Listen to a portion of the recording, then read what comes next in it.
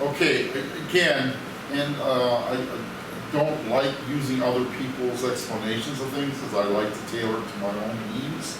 But Crash Course is probably the best set of videos that shows examples and representations of electrical concepts that I am not very good at with my limited abilities artistically, and being able to use what she uses. So watch this before you watch this video, okay? Watch her Crash Course video, okay? All right, so this is all about electrical potential, is the title, and that's basically electrical potential energy written with a perspective of electricity. Now, we've talked about potential energy before in terms of E sub P.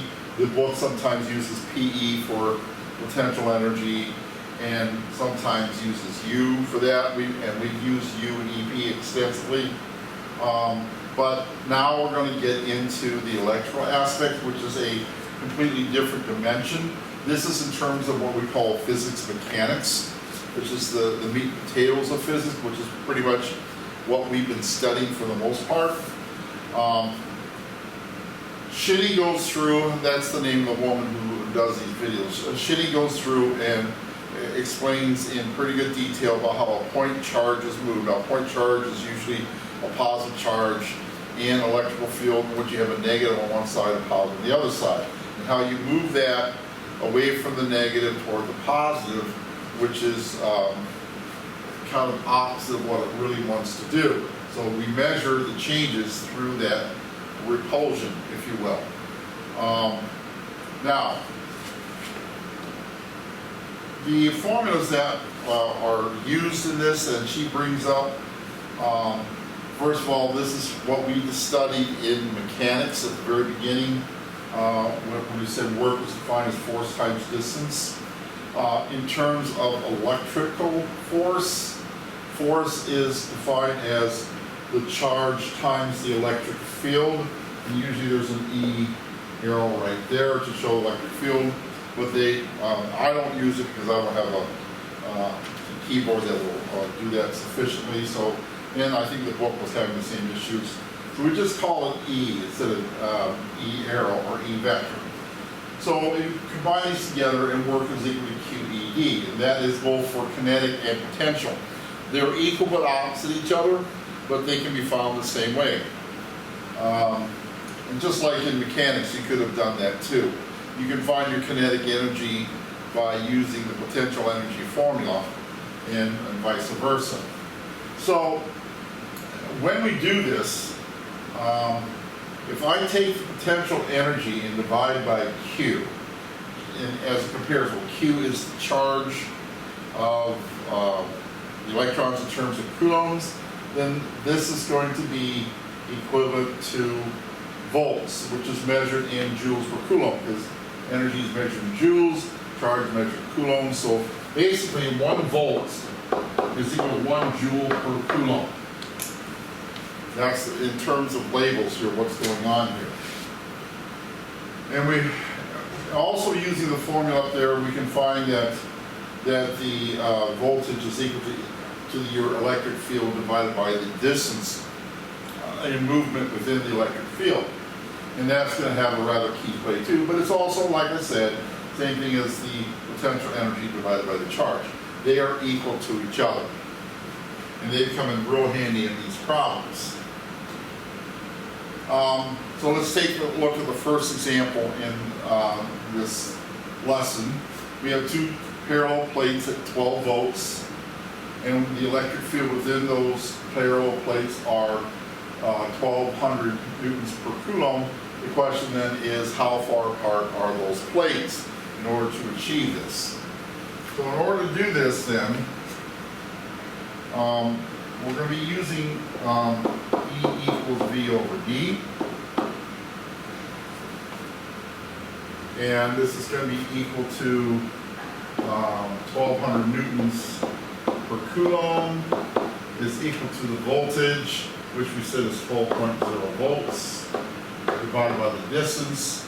And in algebra, as you know, if you have a variable in the denominator, you just flip-flop these two right here, and d becomes equal to 0.01 meters, or about 1 centimeter. You don't have to put it in centimeters, but that's what it's basically saying. So your plate's going to be a centimeter apart in order to achieve this idea here. And remember, the plates are being electrified through a battery that is connected to it, charging one plate negative, and then the charge of the opposite plate will be positive of the same value. Okay, and here's an example we're going to talk about with parallel plates. When you have a battery hooked up to this, electrons are being supplied, it's loading up here. The electrons over here are being repelled away, leaving you a positive charge that's equal to the negative charge here. Okay, so in this particular example that's in your script, we're being told that the electric field is 1,000 volts per meter, and that we want to find out how quickly an electron is going to move, or a point charge rather, it's going to move from here to here. So what is the velocity or the speed of that particle as it's moving? So the first thing we need to do is to figure out how much potential or kinetic energy, depending on what we're talking about. Since the electron is moving, I guess it is electron. Okay, so electron is moving towards the positive end. Then the question here is, what is the kinetic energy? Well, that formula then is going to be QED, where Q is the charge for the one electron, which is 1.60 times 10 to the negative 19 coulombs.